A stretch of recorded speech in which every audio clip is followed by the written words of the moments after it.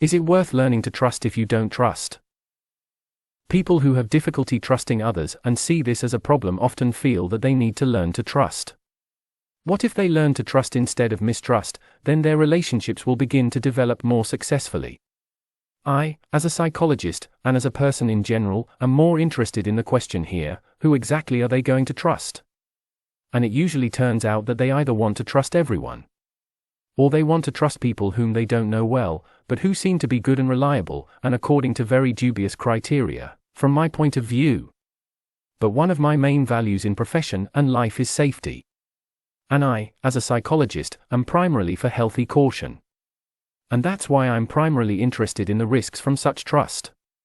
Trust is, of course, great. But people in general are not always safe. If this were not so, then our society would not be so traumatized. And it's a reality of the world we live in that people around us are often unsafe. And we ourselves, even if we really strive to be reliable, in relation to someone under certain circumstances, we can act very unreliably. And it is important to consider this reality as well, and not just see the problem in ourselves and in our past traumas. Sometimes not trusting is a perfectly reasonable choice. It doesn't always make sense to do something about your mistrust. It's not always a problem. Building trust between people is not about replacing the ability to not trust another person with the opposite ability to trust. It's a slow process where people really get to know each other.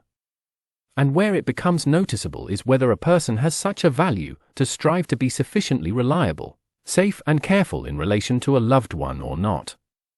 Where his habitual patterns of behavior become noticeable, which may be somehow unsafe for us.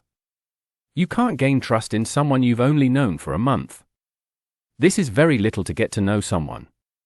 But this period is quite enough to fantasize and come up with a lot about a person, which doesn't really correspond to the real him. I in no way mean that you can't trust anyone. What I mean rather is that true trust is not created out of thin air.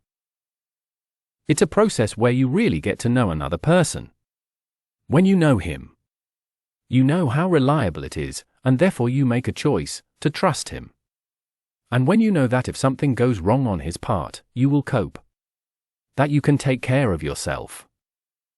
That is, it makes sense to trust when you really have reasons to trust, and have internal resources to cope with the possible negative consequences of your trust if something happens.